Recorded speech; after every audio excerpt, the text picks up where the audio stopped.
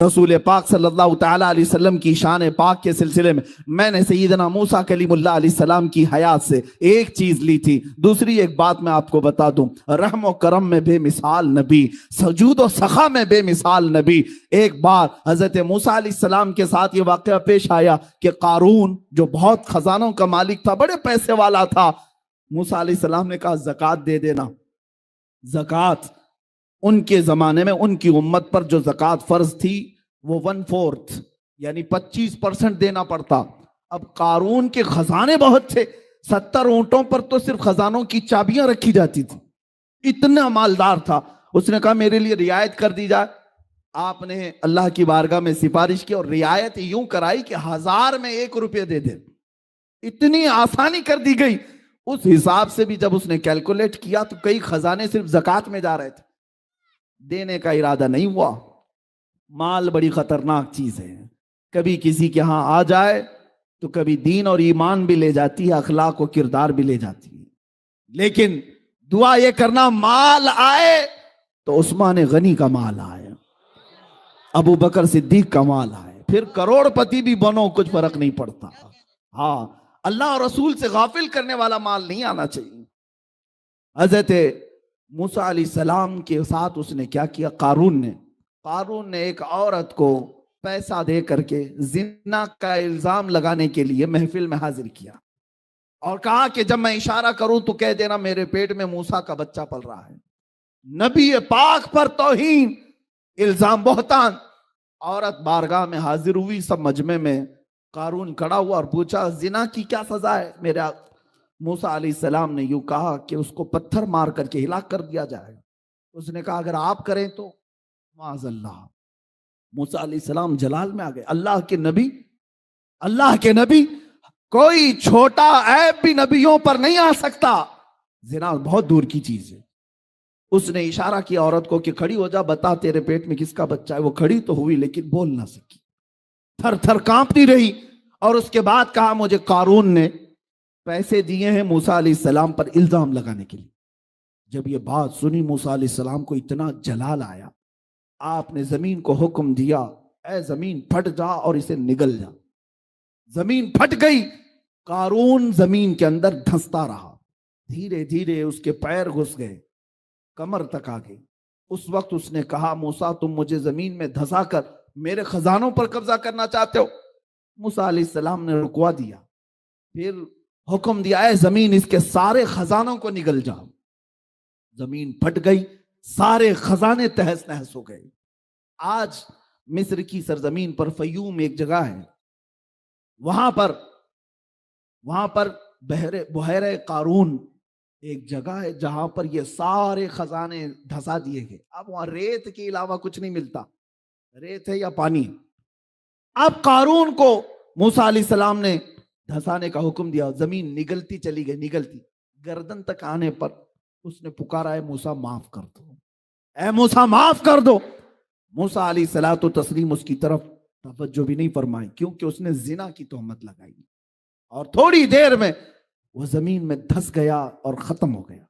ایک واقعہ اپنے ذہن میں یہ رکھو، موسیٰ علیہ السلام اللہ کے نبی ہیں اور ان پر تہمت لگایا اور اس نے انجام دیکھ لیا. اب یہاں پر آئے مکہ مکرمہ کی سرزمین، میرے مصطفیٰ کریم صلی اللہ علیہ وسلم کو قتل کرنے کے منصوبے بنانے والے مشرکین تلواریں سونتے کھڑے ہوئے. حضور ان کے درمیان سے نکل کر کے مدینے کے راستے پر چلے گئے اور مدینہ طیبہ جب جانے لگے، عرب کے بڑے بڑے رئیسوں نے اعلان کیا کہ جو محمد اور ان کے ساتھی ابو بکر کو ڈھونڈ لائے اسے 100 اونٹ انعام میں دیے جائیں گے. 100 اونٹ انعام میں دیے جائیں گے. بڑے مہنگے ہوا کرتے. اب ڈھونڈنے کے لیے لالچی لوگ ہر جگہ پھیل گئے. حضور پاک صلی اللہ علیہ وسلم دوسرے راستے سے مدینے کی طرف جا رہے تھے جو عام راستہ نہیں تھا. پھر بھی ایک شخص سراقہ نام کا حضور کا پیچھا کرتے کرتے وہاں پہنچی گیا. تیر اور ترکش اس کے پاس تھے. کمان میں تیر ڈالا اور تیر لگانے لگا اور حضور صلی اللہ علیہ وسلم کو گرفتار کرنے کے لیے قریب آنے لگا. حضور پاک صلی اللہ علیہ وسلم نے ہو اسی طرح اس کی طرف دیکھا اور فرمایا اے زمین سراقہ کو پکڑ لے. زمین پھٹ گئی، سراقہ گھٹنوں تک اندر چلا گیا. घुटनों तक अंदर चला गया। अब उसके बाद उसने पुकार करके कहा, ए मोहम्मद सल्लल्लाहु अलैहि वसल्लम, मैंने आपको पूरी जिंदगी देखा, आप शरीफ हैं, इब्ने शरीफ हैं, इब्ने शरीफ हैं, आपके बाप आपके दादा सब जूदो सखा और करम वाले लोग हैं, मुझे माफ कर दें, मुझे माफ कर दें, मैं लालच में आ गया था। हुजूर पाक सल्लल्लाहु अलैहि वसल्लम ने उसको धसाया नहीं, जमीन से कहा, है जमीन सुराका को छोड़ दे। जो जान लेने आया, हुजूर ने क्या फरमाया, सुराका को छोड़ दे। जमीन हट गई और सुराका के पैर निकल आए। वो जब निकल आए, बाहर चलने लगा, मेरे आका अपना सफर तय कर रहे थे। थोड़ी देर के बाद सुराका की नीयत फिर खराब हुई, दोबारा फिर हुजूर का पीछा किया।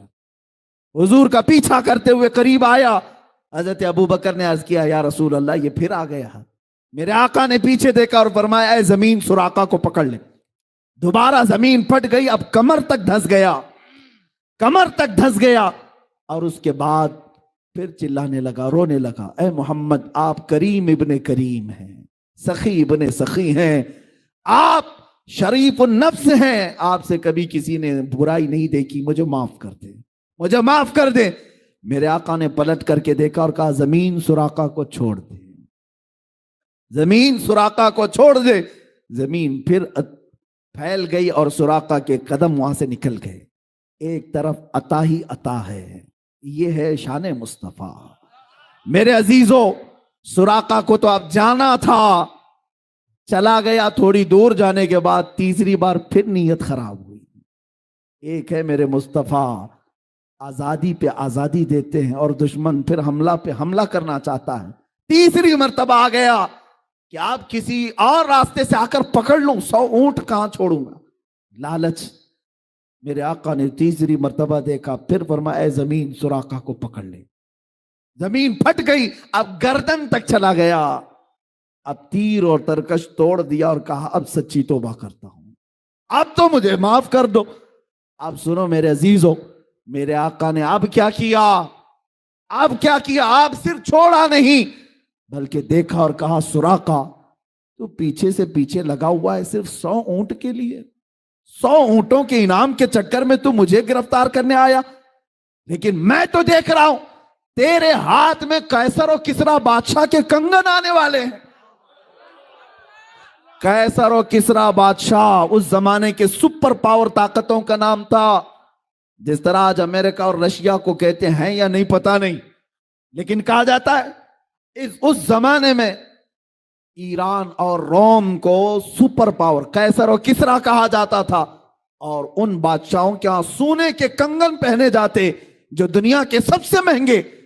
और वो सुराका को मेरे आका फरमा रहे, मैं तेरे हाथों में कैसर और किसरा के कंगन देख रहा हूं। इतना सुनना था, उसने कहा, अशहदु अल्ला इलाहा इल्लल्लाह व अशहदु अन्नका मुहम्मदन रसूलुल्लाह। ओ कलमा तैयबा पढ़ा। अब वो जो गिरफ्तार करने आया था दामन इस्लाम में आ गया। मेरे आका सल्लल्लाहु ताला अलैहि वसल्लम की बारगाह में अपनी जान निछावर करने को तैयार। अब वो सहाबी रसूल हैं, उनकी बारगाह में हम एक जुमला भी नहीं कह सकते। अजीजा ने गिरामी, यही शान मुस्तफ़ा मुझे अर्ज करनी है। कहीं लोग मारे जाते हैं या अगर किसी नबी को जलाल आया तो हिलाक कर दिए जाते हैं, मगर मेरे मुस्तफ़ा का जूदो सखा ऐसा है कि लोग अगर जान भी लेने आए, मेरे मुस्तफ़ा उन्हें माफ करके हमेशा अपनी गुलामी में कबूल फरमाते हैं। एक दो नहीं, वो उमर इब्ने खत्ताब जो तलवार लेकर मेरे आका की गर्दन मारने जा रहे थे, लेकिन करीब पहुंचने के बाद मेरे आका सल्लल्लाहु अलैहि वसल्लम की बारगाह में तलवार रखी और अपनी गर्दन भी रख दी और हमेशा के लिए मेरे आका के होकर रह गए। एक दो नहीं, हजरत खालिद बिन वलीद जो हुजूर के मुकाबले में जंगे उहद लड़े और वहां पर मुकाबला किया। अबू सुफियान कितनी जंगे लड़े, लेकिन आखिर में मेरे आका की गुलामी में आ ही गए, इसलिए कि चेहरा ही कुछ ऐसा था मेरे आका का, दुश्मन भी देखता तो कहता ये झूठे का चेहरा हो नहीं सकता। मेरे आका सल्लल्लाहु अलैहि वसल्लम की बारगाह में अब जो बात मैं कह रहा हूं, सिर्फ मेरे आका ने फरमाई नहीं दिया कैसर और किसरा के कंगन। हुजूर की वफात हुई, अबू बकर सिद्दीक की भी वफात हो गई, खिलाफत फारूकी आई, हजरत उमर का जमाना था। उस जमाने में इस्लामी फौजें ईरान पर चढ़ाई की और रोम पर भी हमला किया। कैसर और किसरा दोनों की हुकूमतें खत्म हुई और वहां से جو مال غنیمت تھا وہ مدینہ لایا گیا، کیسر و کسرا کے وہ کنگن بھی لائے گئے۔ لیکن آپ کو ایک بات بتا دوں، حضرت سراقہ رضی اللہ تعالیٰ عنہ ایک بار حضرت عمر کی خلافت کے زمانے میں بہت شدید بیمار ہوئے، اتنے شدید بیمار ہوئے کہ لوگ آخری بار ان کو دیکھنے کے لیے آنے لگے کہ اب ان کی وفات قریب ہے۔ جب لوگ جمع ہوئے گھر میں، حضرت سراقہ نے جلال میں کہا، کیوں آ رہے ہو تم لوگ؟ سب واپس جاؤ، میں مرنے والا نہیں ہوں، تم سمجھ رہے ہو میں مر جاؤں گا؟ لوگوں نے کہا آپ کی حالت بہت نازک ہے، وفات قریب آ چکی، آپ کی ایسا نزع کا عالم لگتا ہے۔ حضرت سراقہ نے کہا خبردار، میری موت اس وقت تک نہیں آ سکتی جب تک میں اپنے ہاتھ میں کیسر و کسرا کے کنگن نہ دیکھ لوں۔ اس لیے کہ کسی اور نے نہیں کہا، مصطفیٰ جان رحمت نے فرمایا۔ ان کی طبیعت صحیح بھی ہوئی، صحت یاب بھی ہوئے، اور حضرت عمر کے زمانے میں کیسر و کسرا کو فتح کیا گیا اور وہ کنگن لائے گئے، حضرت عمر کی بارگاہ میں پیش کیے گئے۔ حضرت عمر نے کہا میں نے رسول اللہ سے یہ سنا تھا کہ یہ کنگن سراقہ کے ہاتھ میں ڈالے جائیں گے، یہ لے جاؤ اے مسلمانوں، یہ امانت ہے، اور لے جا کر کے حضرت سراقہ کو پہنایا گیا۔ میرے مصطفیٰ کی زبان سے جو بات نکلی وہ ہو کر رہی، چاہے دن برباد ہو، سال برباد ہو، 100 سال بعد ہو، لیکن اتنی بات یاد رکھنا، زمین ٹل سکتی ہے، زمانہ ٹل سکتا ہے، میرے مصطفیٰ کا فرمان کبھی ٹل نہیں سکتا۔ حضرت سراقہ کو کنگن ملنے کے بعد پھر ان کی وفات بھی ہوئی۔ عزیزان گرامی وقار، میں گفتگو طویل نہ کرتے ہوئے اپنی گفتگو کو سمیٹتا ہوں۔ شان مصطفیٰ صلی اللہ تعالیٰ علیہ وسلم یہ ہے کہ ان کا خدا خود بیان کرے، اور میرے آقا صلی اللہ تعالیٰ علیہ وسلم کی دنیا میں شان یہ تھی، لوگوں نے حاتم طائی کی سخاوت بیان کی۔ حاتم طائی کے کئی دروازے تھے، جس دروازے سے آدمی جاتا اسے حاتم طائی دے دیتا تھا، نوازتا تھا، لیکن لوگوں نے کہا رسول پاک کی بارگاہ میں جب کبھی کوئی آتا تو ایک ہی دروازہ تھا۔ لوگوں نے یہ کہا ادھر ایک دروازہ اور حاتم طائی کے 7 دروازے۔ کسی عاشق نے کیا خوب جواب دیا، ایسا کیسا ہو سکتا؟ سخی ہیں، حاتم طائی سے بڑے سخی ہیں، اس کے تو 7 دروازے تھے، ان کا تو ایک دروازہ تھا۔ عاشق رسول نے کہا میاں حاتم طائی کے 7 دروازے اس لیے تھے کہ ایک دروازے سے پیٹ نہیں بھرتا سائل کا، دوسرے دروازے پر جاتا، دوسرے میں پیٹ نہیں بھرتا، تیسرے پر جاتا، تیسرے میں پیٹ نہیں بھرتا، چوتھے میں جاتا۔ وہ 7 دروازوں کے چکر اسی لیے لگاتا کہ ایک دروازے پر پیٹ نہیں بھرتا۔ میرے مصطفیٰ کا ایک ہی دروازہ ایسا ہے، اتنا دیا جاتا ہے کہ اب سائل کے پاس دامن بھی تنگ ہوتا ہے۔ میرے کریم سے گر قطرہ کسی نے مانگا، دریا بہا دیے ہیں، دربے بہا دیے ہیں۔ اس میں ایک بات میں عرض کر دوں، بڑی لگتی ہوئی بات ہے، میلاد قریب آ رہا ہے، ہم سب کے لیے علاج بھی ہے، دوا بھی ہے۔ میں تقریباً ہر میلاد میں اس حکایت کو بیان کرتا ہوں، سعادت الدارین میں موجود یہ حکایت ایمان افروز ہے۔ ایک غریب آدمی، مفلس آدمی، قرض میں ڈوبا ہوا، پریشان حال، کئی لوگوں کے قرضے لیا ہوا آدمی تھا، اور اس کے جو قرض دار تھے انہوں نے پیسے مانگے، جب وہ دے نہیں سکا تو قاضی اسلام جو اس وقت تھے ان کے پاس مقدمہ کر دیا کہ یہ ہمارے پیسے لیتا ہے، کھا جاتا ہے، دیتا نہیں۔ قاضی نے بلایا اور کہا کیوں نہیں دیتا؟ کہا غریب آدمی ہوں، پیسے نہیں ہیں۔ کہا یہ بہانہ نہیں چلے گا، ان لوگوں کے جو تو نے قرضے لیے، قرض میں ڈوبے ہوئے لوگ جو آتم ہتیا کرتے ہیں، خودکشی کرتے ہیں، سن لو، بزدل نہ بنو، جان تمہاری بڑی قیمتی ہے۔ قرض میں اگر آج ڈوبے ہو، میاں اندھیرا آنے کے بعد اجالا بھی رب ذوالجلال ہی لاتا ہے۔ زندگی میں اگر اندھیرا آیا تو ڈرنا نہیں، کل کی صبح ہونے والی ہے، سورج تو نکلے گا۔ اب وہ قرضدار کو قاضی نے کہا 3 دن کا ٹائم دیتا ہوں، اگر ان کا قرضہ دے دیا تو ٹھیک ہے، ورنہ تجھے جیل میں ڈال دوں گا، جیل میں بھیج دوں گا۔ چھوٹے چھوٹے بچے تھے، بیوی تھی، روتا ہوا باہر نکلا، ایک بزرگ سے ملاقات ہوئی، پوچھا کیا بات؟ بتایا ایسا ایسا معاملہ ہے، قرض میں پریشان ہوں۔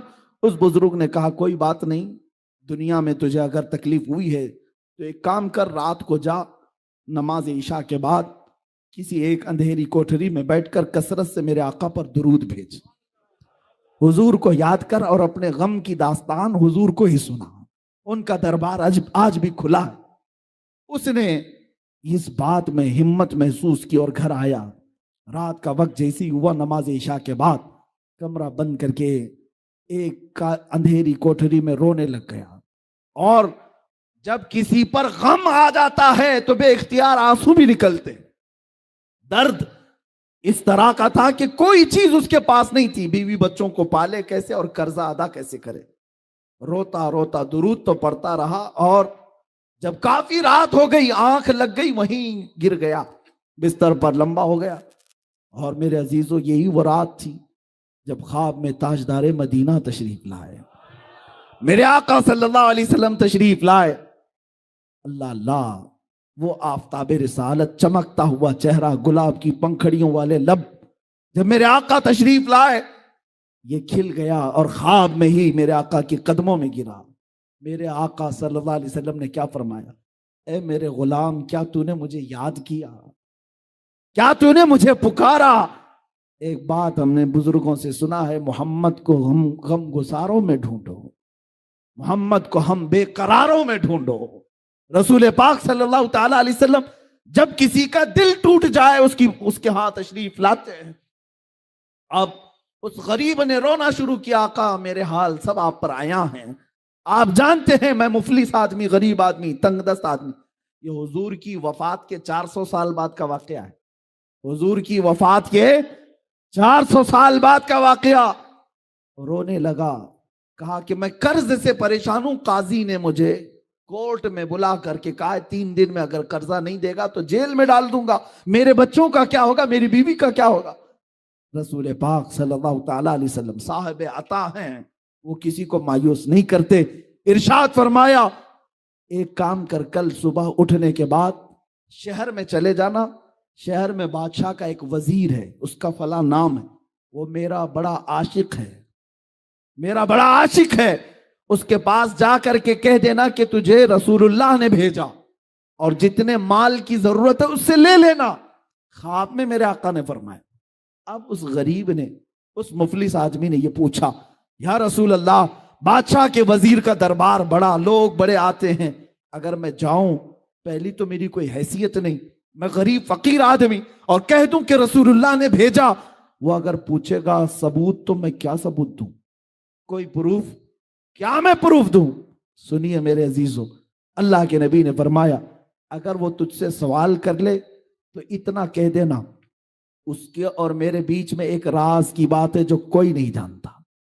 حضور نے راز کی بات بیان کی، جو وزیر ہے اس کا ایک راز ہے جو میں تجھے بتاتا ہوں، اس نے آج تک اپنی بیوی کو نہیں بتایا۔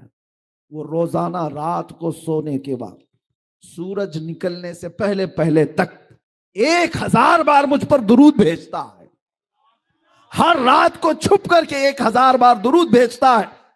لیکن اس کے پاس جانا تو یہ کہنا کہ اے وزیر، کل کی رات تو نے درود پڑھنا بھول گیا اور سو گیا غفلت میں، کل کی رات تو نے درود نہیں پڑھا، جا کر کے اتنی بات کہہ کے میرے آقا نے فرمایا، اب یہ غریب آدمی وزیر کے دربار میں آیا، اور آنے کے بعد کہا کہ میں آپ سے اپنی حاجت لے کر کے آیا ہوں، مجھے رسول اللہ نے بھیجا ہے۔ وزیر نے کہا کہ میاں آج لوگ بڑی بات کرنے لگ گئے، مانگنا بھی ہے تو صحیح سے نہیں مانگتے، ایسی بات کرتے ہیں، حضور نے بھیجا، کیسے تو کہتا ہے؟ اس فقیر نے کہا، بڑے اس کو یقین تھا، اس نے کہا ہاں مجھے نبی اکرم صلی اللہ علیہ وسلم نے یہ بھی بتایا، روزانہ سورج نکلنے سے پہلے پہلے تو 1000 بار درود پڑھتا ہے، اور کل کی رات بھول گیا اور غفلت میں سو گیا۔ اتنا سنتے ہی وہ اپنی کرسی سے اچھل آیا اور کہا، یہ بات میں نے اپنی بیوی کو تک نہیں بتائی، کسی کو نہیں معلوم، اور اگر تو جانتا ہے تو آج تو میں کامیاب ہو گیا، آج تو میں کامیاب ہو گیا۔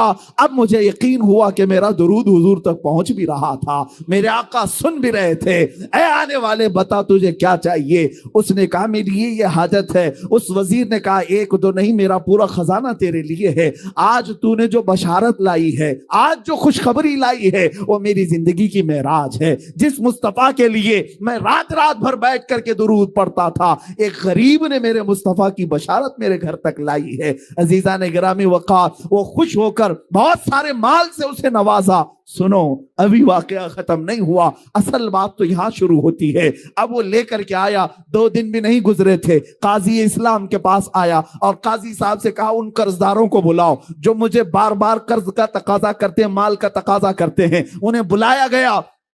قاضی اسلام عدالت کی کرسی پر بیٹھے اور اس کے بعد اس مفلس اور غریب نے کہا آج جس کا جتنا قرض ہے سب دینے کو تیار ہوں، مال بھی میرے پاس ہے، پیسہ میرے پاس ہے، سب دے دوں گا۔ قاضی نے اس کی بات دیکھی اور سنی تو کہا بیٹھ جا کرسی پر تھوڑی دیر کے لیے۔ تھوڑی دیر بٹھانے کے بعد اب قاضی جو مقدمے میں شروع میں 3 دن پہلے جیل کی دھمکی دیا تھا، اب کہتا ہے اے مفلس غریب آدمی، آج کی عدالت میں فیصلہ بدل گیا ہے، تیرا قرض میں اپنی جیب سے ادا کروں گا، تیرا قرض میں اپنی جیب سے ادا کروں گا۔ وہ کھڑا ہو گیا، پوچھا 3 دن پہلے تو تم مجھے جیل میں ڈالنے کی دھمکی دے رہے تھے اور آج اپنا قرضہ، میرا قرضہ تم اپنی جیب سے دینا چاہتے ہو؟ یہی بات 3 دن پہلے بھی کر سکتے تھے۔ قاضی اسلام کھڑے ہو کر کے کہتے ہیں در حقیقت 3 دن پہلے میں تجھے جانتا پہچانتا نہیں تھا، جب یہاں سے تو چلا گیا، رات کو جب سویا میرا مقدر جگہ میرے آقا تشریف لائے، خواب میں میرے آقا تشریف لائے اور تیری طرف دکھا کر کے میرے آقا نے فرمایا اے قاضی اس کا فیصلہ نرم کر دے، یہ غریب میرا امتی ہے، یہ آج مفلس ہے، اس کے لیے نرمی کر، اگر تو اپنے مال سے قرض ادا کرے گا تو میں اللہ کی جنت میں تجھے محل عطا کروں گا۔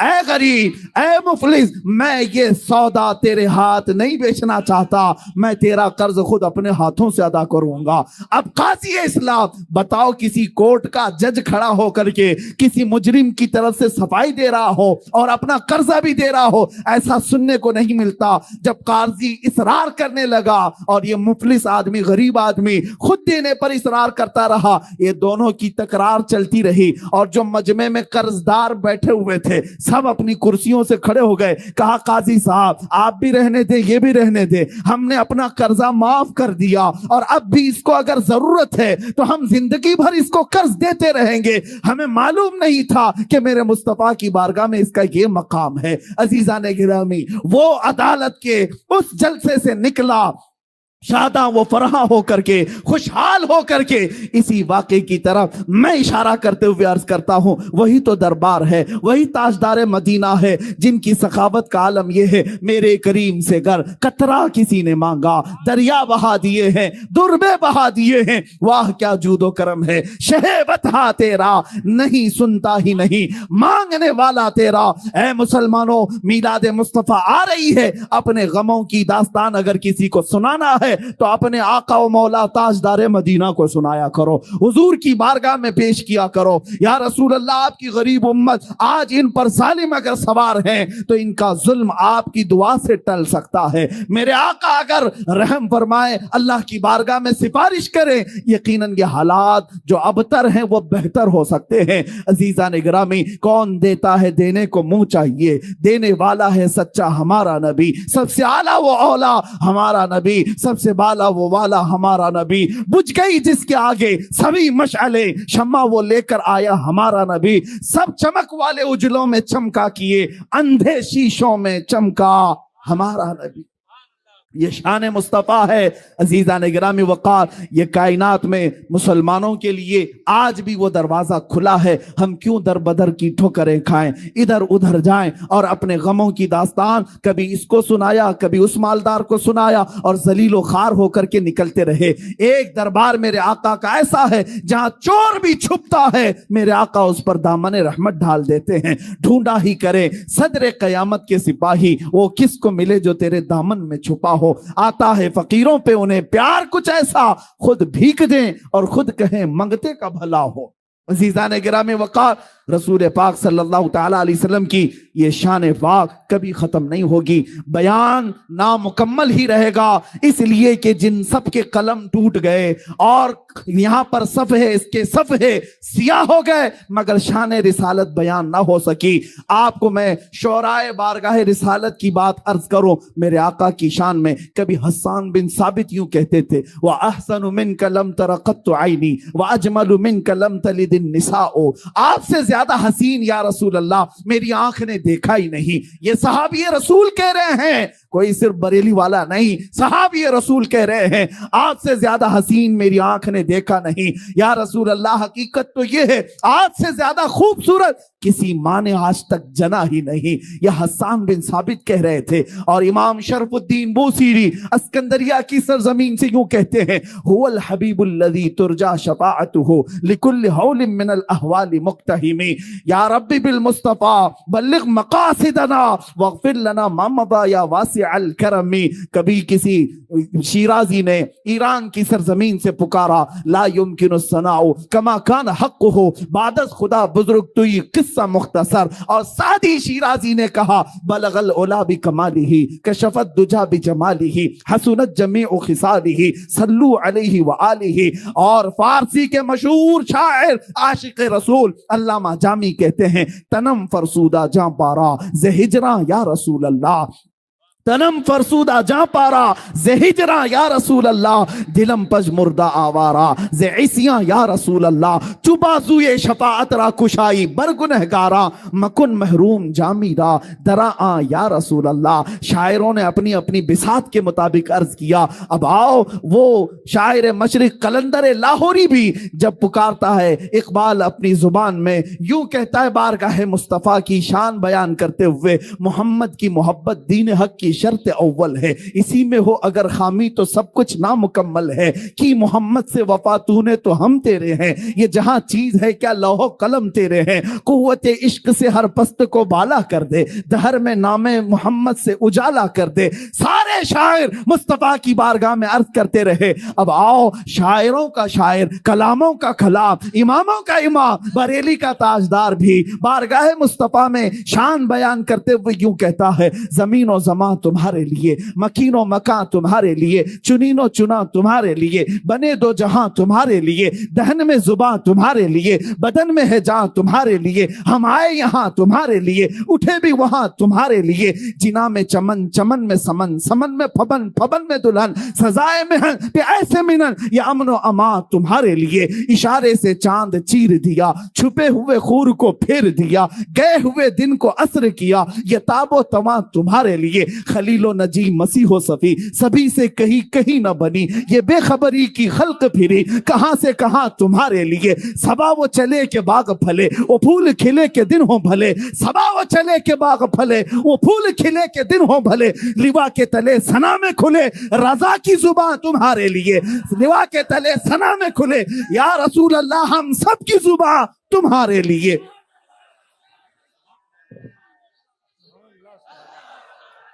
بارگاہ مصطفیٰ صلی اللہ تعالیٰ علیہ وسلم میں اتنی بات نہیں، شان مصطفیٰ بیان کرتے ہوئے عاشق رسول کہتا ہے دنیا والے جو بھونکتے ہیں بھونکنے دو، میرے مصطفیٰ کی شان نہ کبھی کم ہوئی نہ کبھی کم ہوگی. کوئی کتا خارش زدہ اگر میرے مصطفیٰ کی شان میں بھونکتا ہے ان قریب وہ کھجلی اسے لے کر کے مرے گی. تو گھٹائے سے کسی کے نہ گھٹا ہے نہ گھٹے گا یا رسول اللہ. جب بڑھائے تجھے اللہ تعالیٰ تیرا، مٹ گئے مٹتے ہیں آدھا تیرے، نہ مٹا ہے نہ مٹے گا کبھی چرچا تیرا یا رسول اللہ. رہے گا یوں ہی ان کا چرچا رہے گا، پڑے خاک ہو جائیں جل جانے والے یا رسول اللہ. اگر کوئی کہتا ہے خبیث النفس مردود زمانہ پاکھنڈی وقت میرے مصطفیٰ کی شان میں اپنی دریدہ ذہنی کہتا ہے تو اس کے کہنے سے میرے مصطفیٰ کی شان میں ایک نقطہ بھی عیب کا نہیں آ سکتا. ہمارا تو عقیدہ یہ ہے یا رسول اللہ سرور کہوں کہ مالک و مولا کہوں تجھے،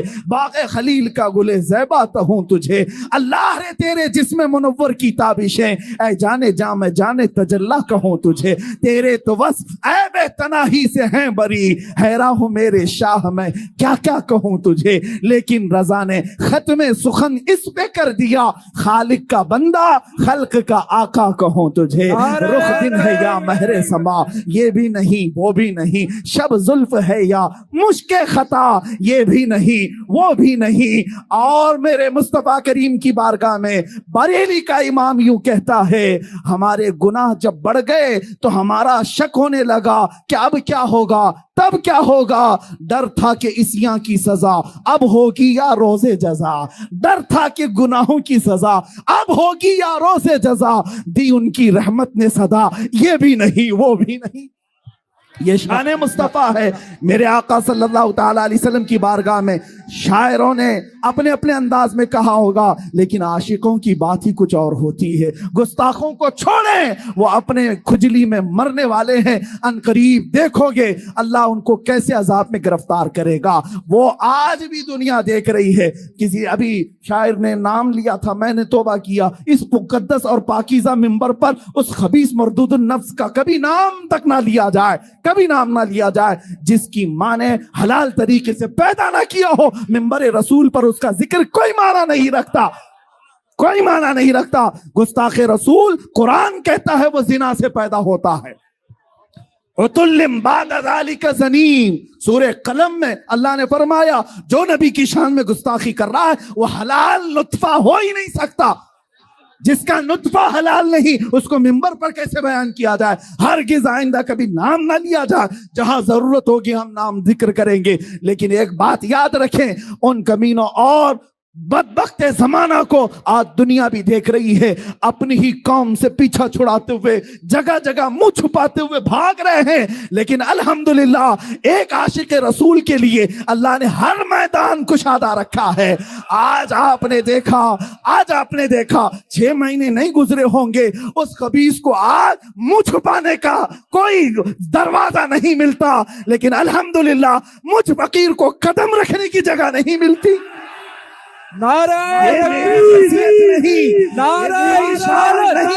یہ میرا مقام نہیں، بات صرف اتنی ہے جو میرے نبی کی شان بیان کرے گا، مصطفیٰ کا نام لے گا، مولا اسے چاند سے زیادہ بلند بھی کرے گا۔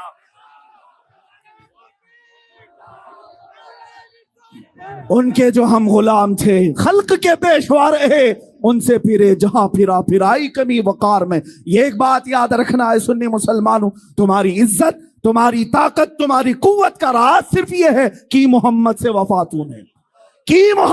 وفاتوں نے تو ہم تیرے مولا فرماتا ہے، اس کی ترجمانی یہ اقبال کہتا ہے، یہ جہاں چیز ہے کیا لوح و قلم تیرے ہے۔ تم کون سے تخت کی بات کرتے ہو؟ تمہیں بھیک مانگنے کی بھی ضرورت نہیں آئے گی، کسی الیکشن میں ووٹ مانگنے کی بھی ضرورت نہیں پیش آئے گی۔ آپ نے دیکھا ایک عطائے رسول مدینے سے چل کر کے اجمیر کی دھرتی پر آیا، عاشق رسول ہی تو تھا، عاشق رسول، عطائے رسول، آل رسول آیا، کسی سے الیکشن میں ووٹ نہیں مانگا۔ 800 سال ہو گئے، کرسی ابھی بھی قائم ہے، آج بھی حکومت قائم ہے۔ یہ حکومت یہ اس طرح سے ظلم سے حاصل کی ہوئی نہیں ہوتی، یہ اللہ رب العزت کی طرف سے وفاداری رسول میں دی جاتی ہے۔ ایک بات یاد رکھنا، میرا یہ جملہ سن کر کے جائیں، بعض لوگ یہ کہتے ہیں مارے جاؤ گے مولانا، بہت سخت بولتے ہو، مارے جائیں گے، کاٹے جائیں گے، پکڑے جائیں گے، جیل میں بند کر دیے جائیں گے، سب کر لو۔ میں یہ کہتا ہوں کسی عاشق رسول کو تم مار تو سکتے ہو، مردہ کبھی نہیں کر سکتے۔ نعرہ تکبیر، نعرہ رسالہ، لبیک لبیک لبیک یا رسول اللہ، لبیک لبیک لبیک یا رسول اللہ، لبیک لبیک لبیک یا رسول اللہ، لبیک لبیک لبیک یا رسول اللہ، لبیک لبیک لبیک یا رسول اللہ۔ یہی جذبہ اللہ جوان رکھے۔ ہم نے یہ محسوس کر لیا جو اقبال نے آج سے 80 سال پہلے یہ کہا تھا، ان کو ڈر بھی لگنے لگ گیا۔ نکل کر کے صحرا سے جس نے الٹ دیا تھا تخت روما کو، پہلے ہوا تھا ایسے، ایک صحرا سے نکلا ہوا بادیہ نشین روما کے تخت کو پلٹ دیا تھا۔ سنا ہے قدسیوں سے میں نے کہ وہ شیر پھر ہوشیار ہوگا، وہ شیر پھر ہوشیار ہوگا۔ اور ظالموں کو بتا دو اب الحمدللہ ہمارے ہر محلے کا جوان ہوشیار ہو رہا ہے۔ اور تم نے گستاخی کر کے یہ سمجھا ہوگا کہ شان مصطفیٰ کو گھٹا دیا۔ سورج پر تھوکنے والا اپنے منہ پر تھوک لیتا ہے، اپنے منہ پر تھوک لیتا ہے، سورج کا کچھ نہیں بگڑتا۔ اور ہمارا عقیدہ تو یہ ہے چاند اور سورج جن کے ناخنوں سے چمکتے ہوں اس کی اجالے کو کبھی کم نہیں کر سکتے، اس کی روشنی کو کیا کم کر سکو گے؟ وہ مصطفیٰ رسول کریم صلی اللہ تعالیٰ علیہ وسلم جن کی شان کو اللہ تعالیٰ نے بلند کیا ہے، किसी पाखंडी की एक गलीज जुबान से कभी कुछ फर्क नहीं पड़ता। हाँ अलबत्ता इतना जरूर होता है, जब जब तुमने छेड़ा है हमारे ईमान का बुखार फिर से बढ़ा है। हाँ ये नापने के लिए ही करते हैं। देखते हैं कि अभी मुसलमान जिंदा कितने हैं और कितने लोग अभी जी रहे हैं। इनकी हमारी जिंदगी नापने के लिए कत्ल गारत नहीं, रोटी कपड़ा छीन करके नहीं देखा जाता, हमें बेहिस करके नहीं देखा जाता, बल्कि हमेशा हुजूर की शान में तौहीन करके देखा जाता है। इसलिए कि उम्मत जिंदा उस वक्त तक रही जब तक मेरे आका की इज्जत की हिफाजत करती रही। और अगर आज ये आवाजें गूंज रही हैं जयपुर की सरजमीन से, ये मैदान अगरचे छोटा है, लेकिन तुम हकीकत ये समझना मत कि तुम्हारे ये नारे और ये तुम्हारी जुबानों से निकले हुए अल्फाज सिर्फ इस मैदान में गूंज रहे, बल्कि रब तबारक व तआला जब चाहता है एक आशिक रसूल की जुबान से निकला हुआ एक जुमला, मैं अपनी मिसाल बता दूं। एक छोटी सी मस्जिद में रमजान से पहले चंद लोगों के दरमियान जज्बात बेकाबू थे। मैंने उस पाखंडी को चैलेंज मुबाहिला किया था। वो एक छोटी सी महफिल थी। मैंने ये नहीं सोचा कि हमारी ये महफिल, हमारी ये आवाज उस मजलिस से ज्यादा कहीं जा सकती। लेकिन एक महीना नहीं गुजरा था, अमेरिका से भी फोन आते हैं, यूके से भी फोन आते हैं, न्यूजीलैंड और अफ्रीका से भी फोन आते हैं, अफ्रीका और पाकिस्तान से भी, हिंदुस्तान के हर शहर से फोन आते हैं और कहा जाता है आपकी जुबान से निकला हुआ वो जुमला हमने भी सुना। ये मैं अपने कमाल और तारीफ के लिए नहीं कहता, बल्कि ऐ सुन्नी मुसलमानों अपनी हैसियत को पहचानो। जुबान से कहना तुम्हारा काम है, पहुंचाना रब्बे जुल जलाल की शान है। मौला करीम है, जब वो चाहता है तो गरीबों से बड़े बड़े तख्तों को पलट देता है। और चंद ही लोग किसी की औकात याद दिला सकते हैं। कभी अपनी हैसियत और अपनी ताकत की तरफ तवज्जो न करना कि हमसे क्या होगा, एक मैदान से आवाज जाएगी तो क्या होगा, तुम्हें पता नहीं। कुफ्र दम तोड़ देगा टूटी हुई शमशीर के साथ, टूटी हुई शमशीर के साथ। बात समझे, कुफ्र दम तोड़ देगा टूटी हुई शमशीर के साथ, गर तुम निकल आओ नारे तकबीर के साथ।